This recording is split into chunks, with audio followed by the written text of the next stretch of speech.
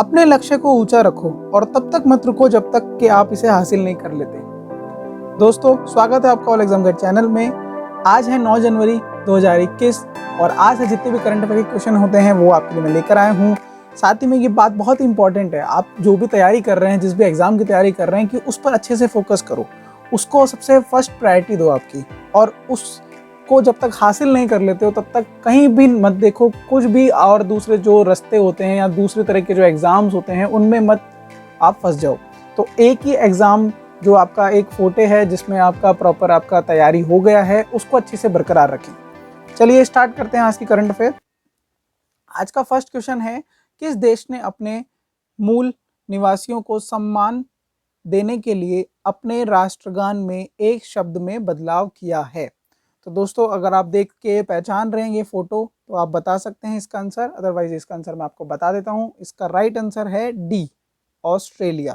जी हाँ दोस्तों, ऑस्ट्रेलिया के प्रधानमंत्री स्कॉट मॉरिसन ने राष्ट्रगान में इस बदलाव को एकता की भावना करार दिया है और 31 दिसंबर 2020 को ये बदलाव किया गया है।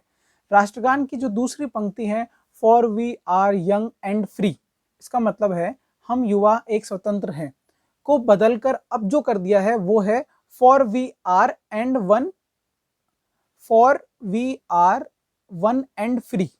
पहले था for we are young and free, अब है for we are one and free, हम एक स्वतंत्र हैं। सिंपल। तो इस तरह से ये चेंज हुआ है, जो कि कौन सा देश है? ऑस्ट्रेलिया। चलिए नेक्स्ट क्वेश्चन की ओर बढ़ते हैं। नेक्स्ट क्वेश्चन आपके लिए है, किस फॉर्मूला 1 चैंपियन को ब्रिटेन यूके का नाइटहुड सम्मान मिला है? दोस्तों, बहुत ही अच्छे ये क्वेश्चन है जिसमें ये क्वेश्चन मैं आपके लिए लेकर आया हूँ। इसका जो राइट आंसर है, शायद आपको पता होगा अगर आप थोड़ा बहुत स्पोर्ट्स वगैरह में रुचि रखते हैं, इसका राइट आंसर है सी, लुइस हैमिल्टन। जी हाँ दोस्तों, लुइस हैमिल्टन जो कि 7 बार के फॉर्मूला 1 चैंपियन रह चुके हैं और इनको 30 दिसंबर 2020 को ये सम्मान दिया गया है। हैमिल्टन ने वर्ष 2008 में अपना पहला विश्व खिताब जीता था। साथ ही में कब जीता था इन्होंने पहला अपना विश्व खिताब? 2004 में। तो ये भी क्वेश्चन आ सकता है दोस्तों। तो इससे रिलेटेड और भी 2-4 क्वेश्चन आपके जो बन सकते हैं। वर्ष 2014 से वर्ष 2020 के बीच शूमाकर के रिकॉर्ड की बराबरी करने के लिए 6 विश्व चैंपियन जीत लिए इन्होंने। और नवंबर 2020 में तुर्की ग्रांड प्रिक्स में शूमाकर के रिकॉर्ड की बराबरी भी की थी। इससे पहले ये सम्मान फॉर्मूला 1 के स्टर्लिंग मार्स, फ्रैंक विलियम्स, जैकी स्टीवर्ट, पैट्रिक हेड और ब्रेहम को दिया जा चुका है। तो नाइटहुड सम्मान की अगर बात करें तो नाइटहुड सम्मान की थोड़ी सी हम और बात कर लेते हैं। नाइटहुड और डेमहुड सम्मान मध्य युगीय काल से प्रदान किया जाता है। ये जो सम्मान है नाइटहुड सम्मान, हम जो ये सम्मान यहाँ पे देख रहे हैं, हम इसके बारे में बात कर रहे हैं कि ये जो सम्मान है ये इसके बारे में क्या क्या है। और साथ ही में नाइटहुड जो सम्मान है दोस्तों, ये सम्मान जिन्हें दिया जाता है उसमें पुरुषों के लिए सर और महिलाओं के लिए डैम शीर्षक लगाया जाता है। पुरुषों के लिए तो लगाया जाता है सर, जैसे कि अभी हमने ये दिया गया है अभी अभी लुइस हैमिल्टन को, तो इनके आगे लगा है सर लुइस हैमिल्टन। और अगर कोई महिला को दिया जाता है ये सम्मान तो उनके आगे लगाया जाता है डैम। जी हाँ।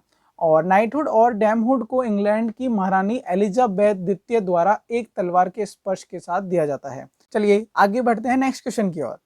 नेक्स्ट क्वेश्चन आपके लिए आया है, आरबीआई ने चेक से होने वाली धोखाधड़ी को रोकने के लिए कौन सा सिस्टम 1 जनवरी 2021 को लागू किया है? दोस्तों, ये बहुत ही अच्छे क्वेश्चन है करंट अफेयर का, ये आप सभी को पता होना चाहिए। तो इसका जो राइट आंसर है वो है दोस्तों पॉजिटिव पे। हाँ जी दोस्तों, ए इसका राइट आंसर है। बात करते हैं हुआ क्या है। भारतीय रिजर्व बैंक ने पिछले साल सितंबर 2020 में चेक से भुगतान के लिए पॉजिटिव पे सिस्टम पेश किया। इसे 1 जनवरी 2021 से लागू कर दिया गया है और यह सुविधा 50,000 रुपये या उससे अधिक की राशि सभी चेक के लिए होगी। तो ये मिनिमम जो 50,000 का अमाउंट है उससे ऊपर और उस तक के अमाउंट के ऊपर है ये। इससे क्या होगा कि जितनी भी धोखाधड़ी आज तक हुआ करती थी, जैसे अभी अभी स्कैम 1992 मूवी आपने देखी होगी, हर्षद मेहता की जो मूवी है, तो एक तरह से आप उससे भी रिलेट कर सकते हैं। इस तरह की बड़ी बड़ी कई धोखाधड़ियाँ होती रहती है आज भी, तो उस सब को रोकने के लिए ये किया गया है। ठीक है, बढ़ते हैं दोस्तों नेक्स्ट क्वेश्चन की ओर। तो नेक्स्ट क्वेश्चन आपके लिए आया है इंदिरा जोसेफ वेन्यूअर। ठीक है, ये आप इमेज में देख रहे हैं, ये कौन है दोस्तों? इंदिरा जोसेफ वेन्यूअर। इनका जो निधन है वो 29 दिसंबर 2020 को हो गया है। अब क्वेश्चन आपका ये बनकर आया कि ये किस लिए जानी जाती थी। तो ये जो महान हस्ती थी ये किस लिए जानी जाती थी, कौन थी ये दोस्तों? अगर आप लोगों को पता है तो नीचे कमेंट कर सकते हैं आंसर, अदरवाइज इसका आंसर जो हुआ है ब्रॉडकास्टर। जी हाँ दोस्तों, 94 ईयर की ये हो गई थी जिसमें इनका निधन हुआ है, और ये एक प्रसिद्ध ब्रॉडकास्टर थी, ऑल इंडिया रेडियो की दिग्गज थी। जी हाँ दोस्तों, ऑल इंडिया रेडियो जो आप जानते हैं अच्छे से, उसकी दिग्गज ये कहलाती थी। और इसके अलावा वह एक रेडियो की पहली अंग्रेजी समाचार उद्घोषक भी थी। इनको नमन करते हैं। नेक्स्ट क्वेश्चन है आपके लिए steel authority of India limited, जिसको सेल भी कहा जाता है, कि पहली महिला चेयरपर्सन कौन बनी है। दोस्तों बहुत ही अच्छा क्वेश्चन है, अभी अभी ऐसा हुआ है, और राइट आंसर जो है वो है आपका सोमा मंडल बी। हाँ दोस्तों, सोमा मंडल ने 1 जनवरी 2021 को ये जिम्मेदारी संभाल ली है। कब संभाली इन्होंने ये जिम्मेदारी? 1 जनवरी को। ठीक है, और वह पद संभालने वाली पहली महिला है जिन्होंने चेयरपर्सन के रूप में इस पद को ग्रहण किया है। और उन्होंने अनिल कुमार चौधरी की जगह ली है, जो कि 31 दिसंबर तक सेवानिवृत्त हुए हैं। इससे पहले सोमा मंडल सेल की निदेशक वाणिज्यिक थी। इससे पहले सोमा मंडल सेल में ही ये निदेशक थी वाणिज्यिक, और उन्होंने राष्ट्रीय प्रौद्योगिकी संस्थान NIT राउरकेला से 1984 में इलेक्ट्रिकल इंजीनियरिंग से ग्रेजुएशन किया है। अब एक क्वेश्चन और बन के आता है दोस्तों, सोमा मंडल तो है अभी नई चेयरपर्सन बनी है, महिला चेयरपर्सन, और प्रथम महिला चेयरपर्सन है। अब क्वेश्चन एक और बन के आता है जो कि बहुत ही इजी है, सेल का मुख्यालय कहाँ पर है? तो आप सभी को पता होगा, इजीली आप बता सकते हैं सेल का मुख्यालय कहाँ पर है। सेल का मुख्यालय है न्यू दिल्ली में। ठीक है दोस्तों, तो इस तरह से सेल से रिलेटेड आपके पास 2-3 क्वेश्चन अगर आपके पास आ जाते हैं तो इजीली आप इसका आंसर दे सकते हैं। नेक्स्ट क्वेश्चन की ओर बढ़ते हैं दोस्तों। लाइट हाउस प्रोजेक्ट, जी दोस्तों ये भी बहुत अच्छा प्रोजेक्ट है, और इसकी क्वेश्चन भी बहुत अच्छा है। LHP क्या है, जिसकी आधारशिला PM नरेंद्र मोदी ने 1 जनवरी 2021 को 6 राज्यों में रखी है। दोस्तों बहुत ही अच्छा क्वेश्चन है और बहुत ही बड़ा क्वेश्चन है ये बहुत ही इंपॉर्टेंट होने वाला है अब जो एग्जाम आने वाले हैं उसमें। जितना भी ये मैं करंट अफेयर आपको बता रहा हूँ ये आपके आने वाले सभी एग्जाम्स में बहुत इंपॉर्टेंट है, और साथ ही में इसकी जो फ्री PDF है वो आपको नीचे डिस्क्रिप्शन में भी मिल जाएगी। और अगर आप चाहते हैं सबसे पहले अगर वो PDF लेना, और साथ में और भी अच्छे अच्छे कंटेंट आप चाहते हैं आप तक सबसे पहले पहुंचे, तो डिस्क्रिप्शन में नीचे टेलीग्राम ग्रुप का भी लिंक दिया गया है, टेलीग्राम चैनल का भी लिंक दिया गया है, अब भी जाकर आप ज्वाइन कर सकते हैं। साथ ही में हमारे इंस्टाग्राम पेज को भी ज्वाइन कर सकते हैं, फॉलो कर सकते हैं। तो दोस्तों ये जो आंसर है इसका कि किन किन राज्यों में ये रखी है, नरेंद्र मोदी ने 6 राज्यों में रखी है, वो आधारशिला क्या है? तो इसका राइट आंसर है दोस्तों C।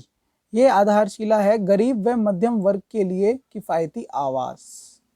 तो लाइट हाउस प्रोजेक्ट जब भी आपके सामने आ जाए तो आप इजीली इसके बारे में समझ सकते हैं कि ये किससे रिलेटेड बात हो रही है। इसका अर्थ है गरीब व मध्यम वर्ग के लोग जो होते हैं उनके लिए किफ़ायती दर पर आवास का प्रोवाइड कराना, जो क्योंकि उनके पास घर नहीं होते हैं। अब अगर बात करें कि ये कौन कौन से 6 राज्य हैं, तो 6 राज्यों में दोस्तों को मैं बता देता हूँ आपको। फर्स्ट जो है वो है अगरतला, ये है त्रिपुरा में। सेकंड है, मैं आपको लिख कर बताऊँ या आप इसे पॉज करके सुन सकते हैं इजीली। तो पहला राज्य है अगरतला, ये भी दोस्तों क्वेश्चन में आ सकता है। फर्स्ट राज्य है अगरतला, ठीक है। सेकंड राज्य, और ये कहाँ पर है दोस्तों? ये है त्रिपुरा में। सेकंड राज्य है, ये है रांची, और ये कहाँ पर पड़ता है दोस्तों? ये है झारखंड में, ठीक है। और इसके बाद थर्ड राज्य कौन सा है दोस्तों? लखनऊ, ये कहाँ पड़ता है? उत्तर प्रदेश में। इसके बाद में फोर्थ राज्य कौन सा है? राजकोट, फोर्थ है राजकोट, ये कहाँ पे पड़ता है? गुजरात में। और उसके बाद लास्ट है चेन्नई, ये कहाँ होता है? तमिलनाडु में। तो इस तरह से 6 राज्य जो हैं उनको आप याद कर सकते हैं किन जगहों पर लाइट हाउस प्रोजेक्ट की शुरुआत की है। ये भी क्वेश्चन आ सकता है। तो 2 क्वेश्चन, 3 क्वेश्चन, बहुत बड़ा क्वेश्चन है ये दोस्तों। इस क्वेश्चन से ही 3-4 तरह के क्वेश्चन आपको घुमा फिरा के पूछे जा सकते हैं, तो अच्छे से इसको याद कर लेना है। अब बात करें कि ये योजना क्या है, और अगर इसके बारे में बात करें तो उससे पहले मैं आपको बताऊं, हर शहर में इस तरह के 1000 आवासों का निर्माण होना है, जो कि हमारे प्रधानमंत्री नरेंद्र मोदी जी ने ऐलान किया है। जिसे 1 साल में पूरा करने का लक्ष्य बनाया गया है। 2021 में ही ये पूरा करने का लक्ष्य है इनका। और रांची में जर्मनी की 3D कंस्ट्रक्शन सिस्टम का इस्तेमाल हो रहा है। अगरतला में न्यूजीलैंड की स्टील फ्रेम टेक्नोलॉजी का प्रयोग होगा और वहीं लखनऊ में कनाडा की टेक्नोलॉजी का इस्तेमाल होगा। 3 अलग अलग देशों की टेक्नोलॉजीज का इस्तेमाल होने वाला है। और ये जो योजना है, इस परियोजना का निर्माण global housing technology challenge GHTC India के तहत हो रहा है।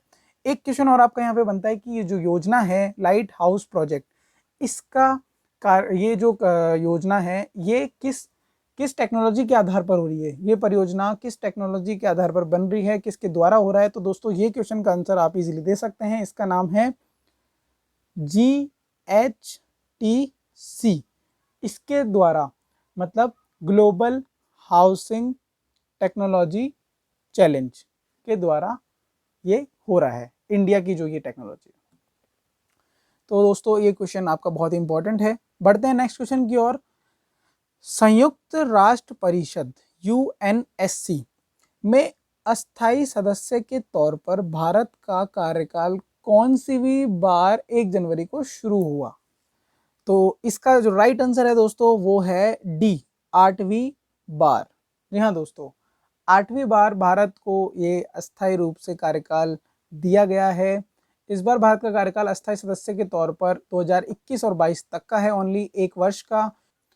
अगर हम बात करें और इससे पहले कब कब ऐसा हो गया है, चुना गया अस्थायी सदस्य, तो सन 1950 से लेकर 1951, उसके बाद में 1967 से 1968, उसके बाद में 1972 से 73 को मिला भारत को, और फिर 1977 से 78, 1984 से 85, 1991 से 92, और उसके बाद 2011 से 12, और उसके बाद में अब मिला है 2021 में। अब एक क्वेश्चन और बन जाता है दोस्तों यहाँ पे, UNSC, जी हाँ दोस्तों, संयुक्त राष्ट्र सुरक्षा परिषद, इसकी स्थापना कब हुई है? UNSC ये जो अपने आप में एक बहुत ही बड़ा टर्म है, ये बहुत ही फेमस टर्म है, ये इससे रिलेटेड बहुत सारे क्वेश्चन आ सकते हैं। तो इसकी स्थापना कब हुई है? इसकी स्थापना हुई है 1945 में, सन 1945 में स्थापना हुई है। एक क्वेश्चन और बन सकता है यहाँ पे छोटा सा कि UNSC में कुल कितने सदस्य है? तो इसका राइट आंसर भी आपके सामने है 193। बहुत ही इजीली इसको आप याद कर सकते हैं। इसकी स्थापना हुई है 1945 में और 193 इसमें टोटल सदस्य हैं। ठीक है दोस्तों, नेक्स्ट क्वेश्चन की ओर बढ़ते हैं। बहुत ही इंपॉर्टेंट क्वेश्चन है आप सभी के लिए, 9 जनवरी की जो करंट अफेयर है। साथ ही में दोस्तों आप लोग और भी लोगों को अपने शेयर कीजिए, ज़्यादा से ज़्यादा लोगों को शेयर कीजिए। अच्छी इन्फॉर्मेशन अगर आपको लगती है तो लाइक भी कीजिए। नेक्स्ट क्वेश्चन आपके लिए लेकर आया हूँ, ये रहा आपके सामने। किस देश के प्रधानमंत्री ने भारतीय गणतंत्र दिवस समारोह के मुख्य अतिथि के तौर पर 26 जनवरी 2021 का दौरा रद्द कर दिया है? दोस्तों ये क्वेश्चन आपको शायद पता होगा, हाल ही में काफ़ी चली है ये न्यूज़। राइट आंसर है ए, यूनाइटेड किंगडम। जी हाँ दोस्तों, यूनाइटेड किंगडम के PM बोरिस जॉनसन ने भारत का दौरा रद्द कर दिया है। यूनाइटेड किंगडम में कोरोना का एक नया स्ट्रेन आ गया है, जैसा कि आप सभी को पता होगा। उसके बाद ही जॉनसन ने भारत दौरे पर आने में अपने जो स्थिति थी उसमें संशय जताते हुए मना कर दिया है दौरे को। और प्रधानमंत्री नरेंद्र मोदी को फ़ोन पर बहुत ही बात करके उन्होंने खेद जताया कि वो आने में असमर्थ रहेंगे। तो बिल्कुल जेन्युइन है और होना भी चाहिए दोस्तों, क्योंकि आपको सभी को पता है कोरोना की कितना ज़्यादा इफेक्ट, अभी बड़ी मुश्किल से ये कंट्रोल में आया है कोरोना। और अभी एक और नया स्ट्रेन आ गया है जो कि बहुत ही बड़ी प्रॉब्लम हो गई है। वहाँ पर ऑलरेडी लॉकडाउन हो चुका है, पर गनीमत है कि भारत में अभी तक इस तरह से इस लेवल तक का ये नया स्ट्रेन आया नहीं है। तो जितना भी पॉसिबल हो सकता है हम हमारे आसपास हमको भी अपना पूरा ध्यान रखना है, और जैसे भी हम बच सकते हैं हमको बचना है, और अपने और से ज़्यादा लोगों को भी अवेयर करना है इसके लिए। नेक्स्ट क्वेश्चन है आपके लिए, टोक्यो ओलंपिक से बाहर होने के साथ किस देश पर 2 साल का बैन लगा दिया है? तो दोस्तों इसका राइट आंसर है बी, रूस। जी हाँ दोस्तों, रूस को अगले 2 ओलंपिक मतलब ग्रीष्मकाल और शीतकालीन, सर्दी और गर्मी के लिए किसी भी विश्व चैंपियनशिप में अपने नाम, ध्वज और राष्ट्रगान का उपयोग करने से प्रतिबंधित कर दिया है। तो इनको बिल्कुल ओलंपिक से बाहर कर दिया है रूस को। खेल पंचायत ने रूस को 2 साल के लिए बड़ी खेल प्रतियोगिताओं की मेजबानी का दावा करने से प्रतिबंधित कर दिया है। डोपिंग के नियमों का उल्लंघन जो हुआ है वो क्या है? दरअसल रूस पर डोपिंग के नियमों का उल्लंघन करने के दोष साबित हुआ है। हालांकि जो खिलाड़ी डोपिंग में शामिल नहीं है वह ओलंपिक में हिस्सा ले सकते हैं, लेकिन वह रूस का नाम, ध्वज और गान का इस्तेमाल नहीं कर पाएंगे। नेक्स्ट क्वेश्चन आपके लिए जो आया है वो है, केंद्रीय मंत्रिमंडल ने सरकार द्वारा संचालित 4 फिल्म और मीडिया इकाइयों का विलय करने की मंजूरी दी है। यह अब इसका क्या नाम है? जो 4 फिल्म और मीडिया इकाइयों का विलय करने की मंजूरी दी है, अब इसका नाम क्या है दोस्तों? इसका नाम अब है राष्ट्रीय फिल्म विकास निगम। जी हाँ दोस्तों, ए आपका राइट आंसर है। फिल्म डिवीजन, फिल्म समारोह निदेशालय और भारतीय राष्ट्रीय फिल्म अभिलेखागार और बाल फिल्म सोसाइटी, इन चारों का विलय जो हो गया है, इनका नाम है नया विलय राष्ट्रीय फिल्म विकास निगम। केंद्रीय मंत्री प्रकाश जावड़ेकर ने 24 दिसंबर को ये जानकारी दी है। अब बढ़ते हैं दोस्तों नेक्स्ट क्वेश्चन जो आपके लिए है, जो कि क्वेश्चन ऑफ द डे आपका कल था, जो मैंने आपसे क्वेश्चन पूछा था उसका आंसर आपने दे दिया है। तो इसका राइट आंसर है, क्वेश्चन फिर से पढ़ देते हैं, रक्षा अनुसंधान और विकास संगठन DRDO जिसे कहते हैं का स्थापना दिवस कब मनाया जाता है? राइट आंसर है आपका यहाँ पर 1 जनवरी सी। जी हाँ दोस्तों, DRDO ने 1 जनवरी 2021 को अपना 63वां स्थापना दिवस बनाया है। साथ ही में DRDO की स्थापना कब हुई थी दोस्तों? 1 जनवरी 1958 में की गई थी। अब दोस्तों नेक्स्ट क्वेश्चन जो आपके लिए आज आया है, क्वेश्चन ऑफ द डे #4, जो आपको बताना है नीचे कमेंट बॉक्स में। ये है क्वेश्चन, कोविड-19 के नए स्ट्रेन और उससे होने वाली मौतों के बढ़ते प्रकोप के चलते किस यूरोपीय राष्ट्र ने 7 हफ्ते का लॉकडाउन लागू कर दिया है? बहुत ही इजी क्वेश्चन है और बहुत ही इंपॉर्टेंट भी क्वेश्चन है। इजीली शायद आप इसका आंसर दे सकते हैं, नीचे कमेंट में जाके इसका आंसर दीजिए। तो जल्दी से आप, अगर आपने लाइक नहीं किया है, लाइक कर दीजिए वीडियो को और शेयर कर दीजिए। कल फिर मिलते हैं इसके बाद में 10 जनवरी की जो क्वेश्चन होंगे करंट अफेयर के। साथ ही में अपना ध्यान रखिए और पढ़ाई कीजिए मन लगा के, जो एग्ज़ाम दे रहे हैं उसी पे फोकस कीजिए। Wish you very all the best. जय हिंद।